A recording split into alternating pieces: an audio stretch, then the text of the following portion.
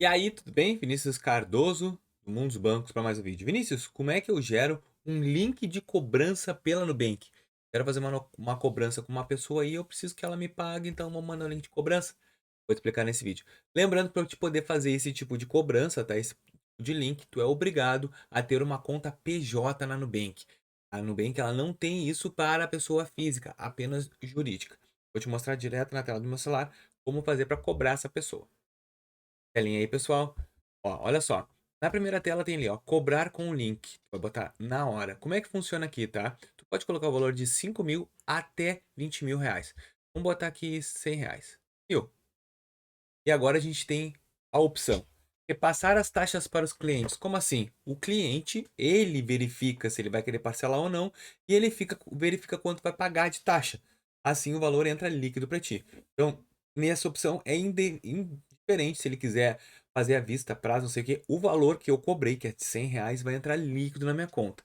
Se eu colocar aqui, ó, ele está me informando aqui, ó, se o cliente pagar 1.000 reais à vista, eu vou ter um valor de 973,10, vou ter um desconto.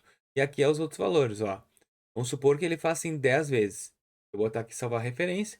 Eu vou receber 900 reais, vou perder 100 reais. E cartão de crédito, a mesma condição. Olha aqui, ó, 9,58 e o Pix eu recebo de graça. Então, quando a gente coloca para o cliente pagar as taxas, significa que ele vai ver. Na hora ele vai ver assim, ah, se eu vou fazer em 10 vezes, ah, mas 10 vezes deu 117, por exemplo, tá? Ele vai perceber que tem juros, e aí ele vai saber se vai querer pagar ou não. Eu sempre boto para o cliente repassar as taxas, eles veem como é que fica. Eu boto em continuar, ó, 1.000 reais link, só confere, tá? A validade da cobrança, bota gerar cobrança, copia o código, ó, código compartilhado. Agora o que que eu vou fazer? Eu vou copiar o código e vou botar lá para te ver como é que vai ficar na internet. Ó, exatamente assim que a pessoa vai. Vou botar aqui no WhatsApp.